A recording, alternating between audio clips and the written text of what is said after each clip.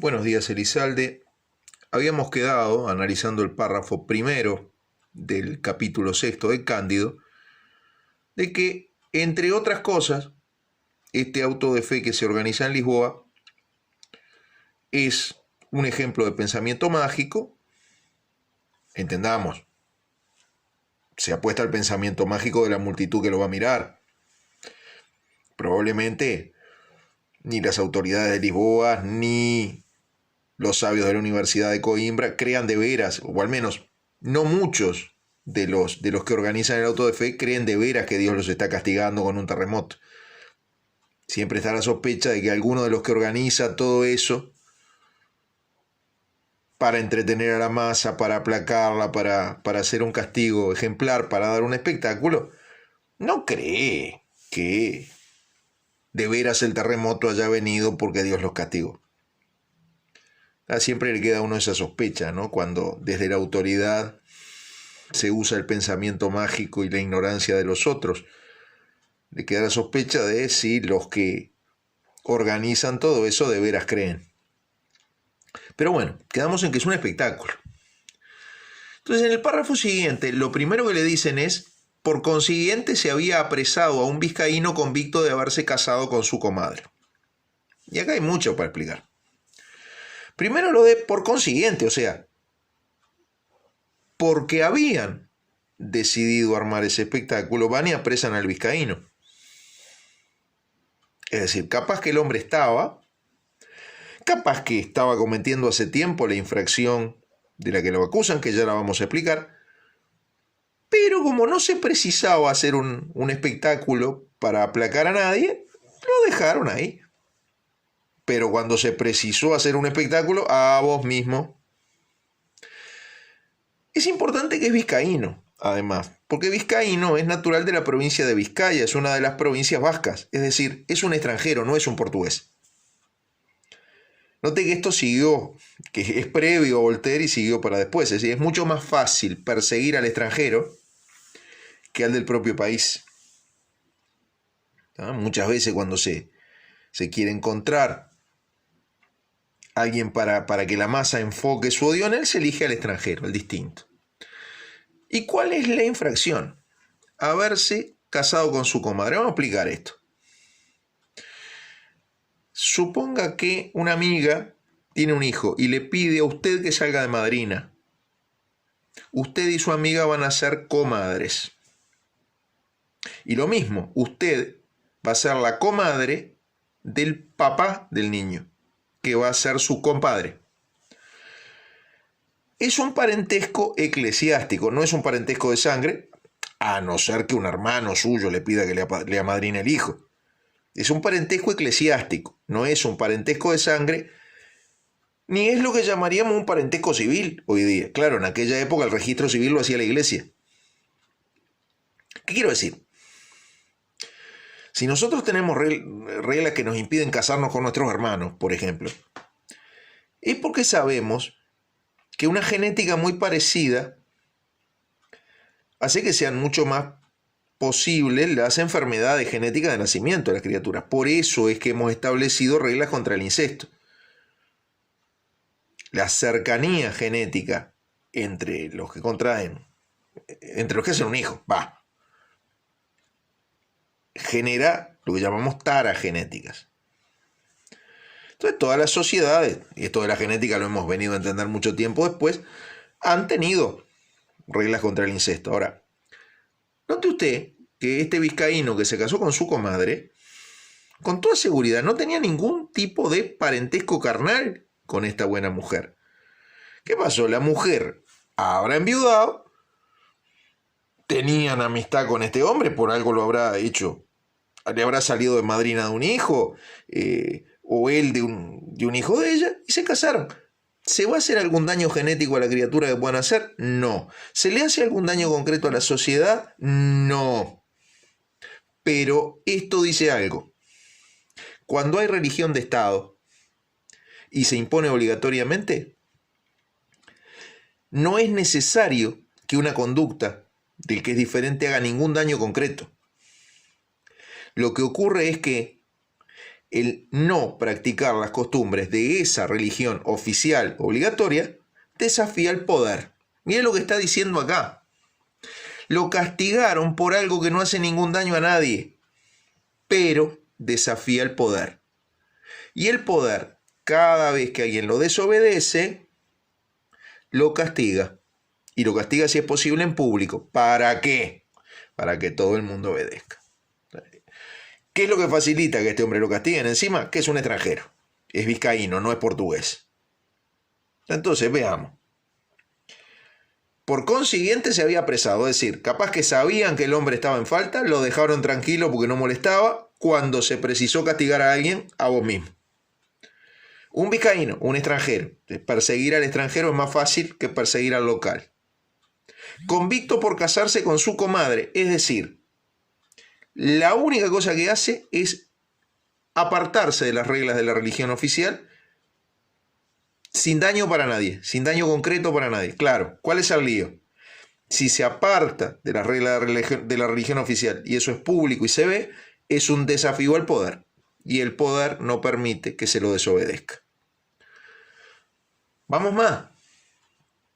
Y a dos portugueses que al ir a comer un pollo habían apartado el tocino, también se puede traducir la grasa de cerdo, en la que estaba envuelto. Vamos a explicar. Estamos hablando de una época previa a la heladera. Hay que conservar la carne para que se pudra lo menos posible y poderla comer el más tiempo posible. Envolver en grasa de cerdo o en tocino evitaba que las moscas llegaran a poner huevo en la carne que estaba adentro y se gusanase. Permitía comerla por algún tiempo más. Ahora, ¿por qué a estos los condenan por apartar el tocino o grasa de cerdo? Y simple, por sospecha de que son judíos. Para el judaísmo está prohibido comer cerdo, es un animal inmundo. Si estos apartan la grasa de cerdo, no la comen, son lo que se llama criptojudíos o marranos. Gente que públicamente se convierte al catolicismo porque no tiene más remedio, porque la obligan, pero privadamente sigue practicando el judaísmo. Esto es importante porque acá Voltaire está criticando a una institución que era muy poderosa todavía en Portugal y en España, que es la Inquisición. Como el Estado era católico, oficialmente, montaba toda una estructura para descubrir, juzgar y castigar a todos aquellos que en secreto fuesen o judíos o protestantes, es decir, cristianos no católicos o musulmanes. Y eso costaba un dineral, porque había que pagarle al que hacía las delaciones de otra gente, el que iba a chusmear, el que iba a denunciar. Había que pagarle a los funcionarios de los tribunales, había que pagarle a los verdugos que torturaban a la gente para que confesara, había que pagarle a los que los tenían presos en cárceles, y hacer esas ejecuciones públicas costaba algún dinerito también. ¿Ah? Ahora, note que de nuevo, otra vez Voltaire dice, acá lo único que se castiga es la desobediencia al poder, porque, a ver, si a usted se le ocurre no comer cerdo, póngale, ¿qué daño me hace a mí, o al vecino, o al rey? Ninguno, salvo desobedecer al poder. Y de nuevo, la desobediencia del poder, aunque no haga daño, se castiga. ¿Por qué le explico esto dos veces? Bueno, porque pasa dos veces en el texto. Pasa con el vizcaíno y pasa con estos dos portugueses de los que se sospecha que sean judíos. ¿Está? Ahora, entendamos, en la Francia de Voltaire esto también pasa. No por religión, pero pasa. Entonces, al criticar eso que se hace en Portugal por razones religiosas, Voltaire está criticando lo que también se hace en su Francia, pero por razones políticas. Y eso lo vamos a entender cuando me digan por qué lo llevaron a Cándido y a Pangloss. Porque mire lo que sigue diciendo.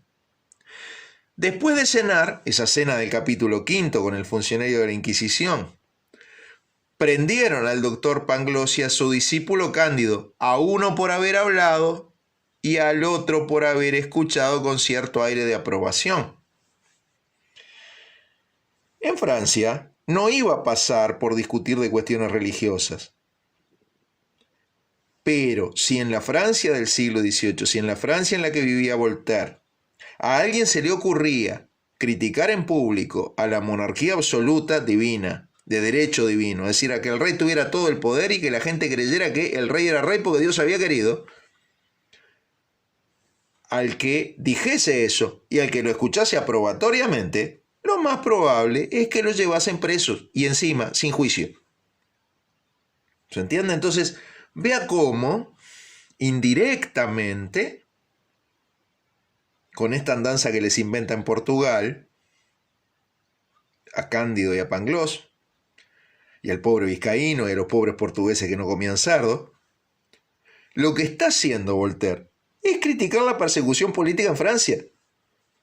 Un lector tonto dice, esas cosas pasan en Portugal por religión. Un lector más hábil que va a decir, sí, pero está criticando lo que pasa acá en Francia por política. Acá de repente podemos decir cosas que están en desacuerdo con el catolicismo y no pasa nada. Pero anda a proponer que el rey no tenga todo el poder. Anda a decir que el rey no es rey porque lo puso Dios. Capaz que la pasaba bastante negra. ¿Se entiende?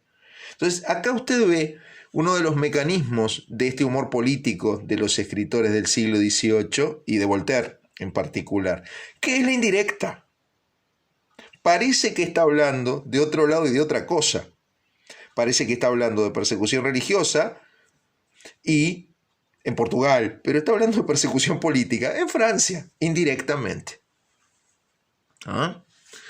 Veamos alguna ironía más que hay. Los dos fueron encerrados en unas celdas extremadamente frías. Tengo yo acá en esta traducción mala.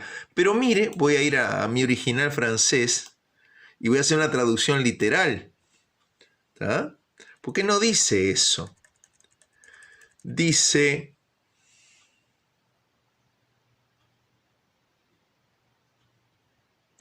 Ellos fueron puestos separados en unos apartamentos de un fresco extremo, en los cuales jamás uno era incomodado por el sol. Es una ironía.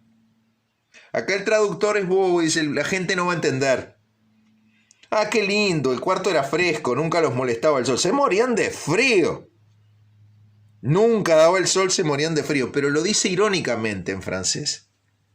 Porque esto es importante, recuerda, ya lo habíamos dicho en algún video anterior. La idea no es que el lector se emocione, sino que la idea es que el lector piense. Y muchas veces, para pensar, ayuda a que nos hagan reír. Muchas veces el que nos hace reír nos hace pensar. ¡Qué castigo duro! Lo habían puesto en unas habitaciones donde nunca daba el sol. Eso no es fresquito. Eso es un frío de congelarse, por no usar otro verbo un poco más feo. ¿Está? 8 días más tarde, les vistieron con el San Benito y les adornaron la cabeza con unas mitras, unos sombreros cónicos grandes de papel. Y acá tenemos la lógica del espectáculo. ¿Qué pasa? Entienda. Acá no tenemos pantalla gigante. Estamos en el siglo XVIII. ¿Está? Entonces, ¿qué se hace? Se viste a los castigados de un modo muy distinto y muy visible, esos sombreros altos, puntiagudos, cosa que todo el mundo vea. Pero además se los viste de un modo especial para que el público sienta que no es lo mismo que eso. Yo estoy vestido de gente, ellos están vestidos de condenados. Si a ellos los ejecutaran con su ropa de civil, capaz que yo que estoy mirando me identifico. Pero si están con una túnica amarilla y un sombrero cónico grande amarillo, ya, esos son distintos que yo. Yo no soy eso. ¿Ah? Pero mire la otra cosa.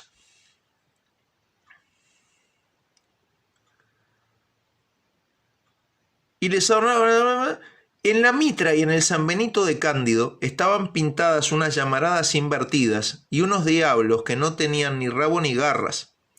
Por el contrario, los diablos de Pangloss tenían garras y rabos y las llamas estaban derechas. Esto habla de algo terrible. Primero, habla de dos actitudes.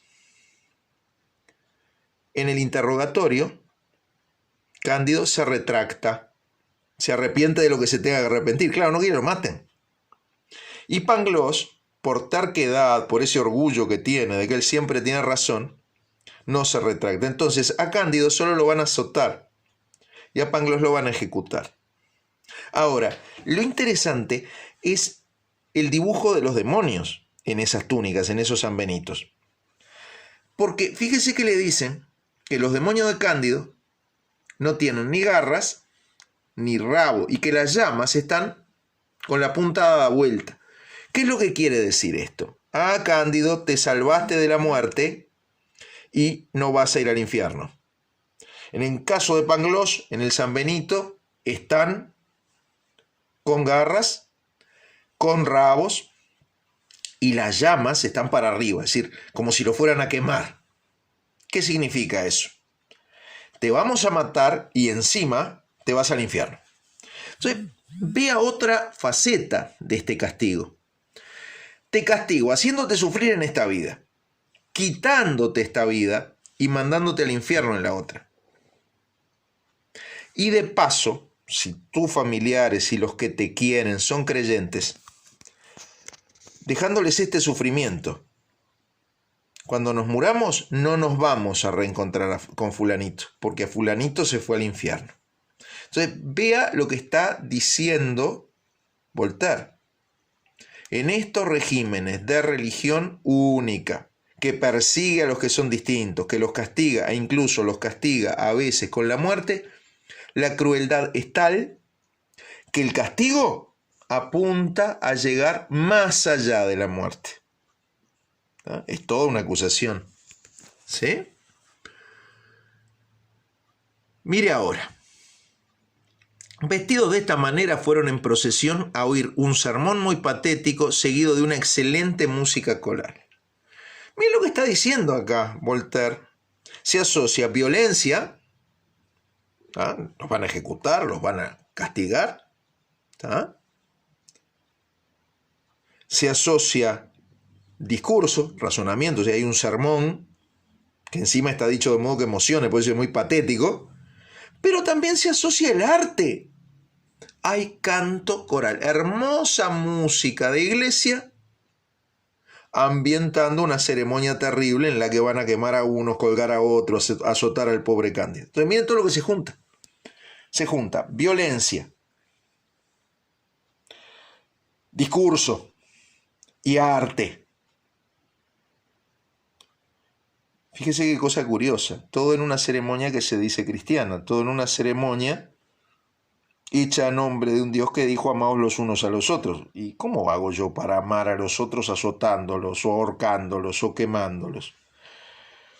Con esto, de alguna manera, Voltaire está denunciando la hipocresía de los países que se dicen cristianos. ¿Cómo es esto? ¿Crees en un Dios que dice amaos los unos a los otros y ahorcás o quemás a los que piensan distinto? Epa, son medio hipócritas, medio incoherentes. Fíjese cómo estará asociada la violencia con los demás elementos de esta ceremonia.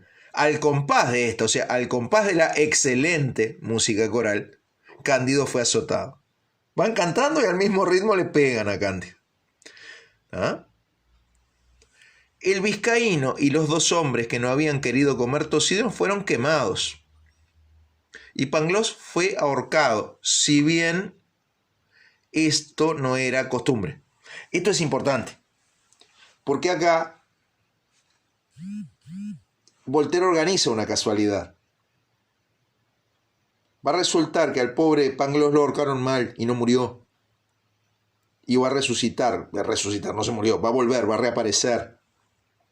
Esto es importante porque hay personajes que reaparecen. Reaparece Cunegunda. ¿Por qué? Porque es la utopía que persigue Cándido. Y en nuestro caso, los seres humanos, somos tercos. Volvemos a perseguir utopía tras utopía tras utopía. Reaparece Pangloss. ¿Por qué? Porque esa idea estúpida, equivocada, todo está bien, reaparece. Y también el dogmatismo, ¿no? Ah, sí, a mí no me discutan, yo ya sé lo que está bien y no acepto argumento en contrario.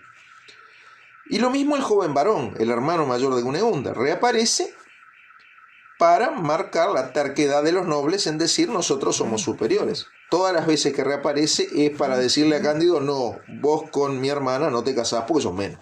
¿Está? Entonces, esa casualidad que organiza Voltaire, ¿no? De evitar que lo quemen a Pangloss, porque quemar mal en la hoguera a alguien es imposible, ahorcar mal a alguien sí es posible. Y fíjese lo último que diremos por este video de hoy. Aquel mismo día, la tierra tembló de nuevo con un estruendo horroroso. Y si organizar el auto de fe para evitar que haya más terremotos muestra el pensamiento mágico, esto que hace Voltaire de poner un terremoto, ni bien hacen en el mismo día que hicieron el auto de fe, lo que hace es demostrar, mire, ese pensamiento mágico no es pensamiento, no es sensato, no es correcto. ¿Está? Recuerde lo que le decía, en este tipo de literatura y en esta novela, Voltaire lo que hace es defender sus ideas y atacar las que considera equivocadas. Acá lo acaba de hacer. Para este tramo del capítulo, con esto está. Yo calculo que en 1 o 2 videos más tenemos expuesto todo el capítulo. Espero sus preguntas. Y en algún punto de la semana que viene, con tiempo suficiente, le pondremos una evaluación. Que usted esté bien.